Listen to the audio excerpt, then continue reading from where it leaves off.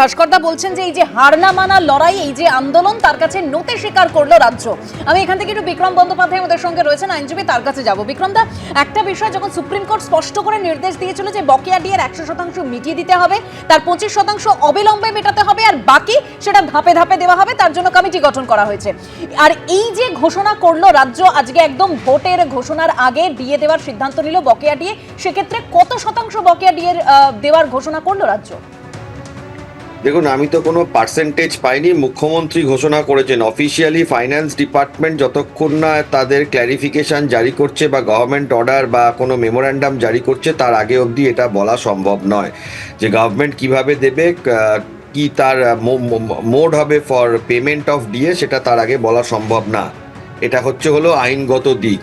আর এটা ঘটনা যে সুপ্রিম কোর্ট যখন ভারতবর্ষের শ্রেষ্ঠ আদালত, তিনি সেখান থেকে যখন রায় এসে গেছে, সেখান থেকে যখন রায় বলে দেওয়া হয়েছে DA is a legally enforceable right, এখানে আর দ্বিতীয় কিছু হবে না। এই বকেয়া ডিএ 2009 থেকে 2019 সাল পর্যন্ত রাজ্য সরকারকে কর্মচারীদের দিতেই হবে। রাজ্য সরকার এই ডিলেটরি ট্যাকটিস যেটা করছিল দীর্ঘদিন ধরে 2016 সাল থেকে 2026 সাল পর্যন্ত, তার ফলে যেটা হয়েছে, কর্মচারী, পেনশন হোল্ডার সবার মধ্যেই একটা ধৈর্যচ্যুতি ঘটে গেছে। সেই ধৈর্যচ্যুতিটা সারা রাজ্য জুড়ে আমরা 13ই মার্চ যে ধর্মঘট হয়েছে, যেখানে দেখা গেছে বারবার করে যে তৃণমূলের গুন্ডা বাহিনী একে মারছে, আলটিমেটলি বড় বড় পঞ্চায়েতের প্রধান এরা এসে অত্যাচার করছে, বাইক বাহিনী আসছে, সারা রাজ্য জুড়ে হয়েছে।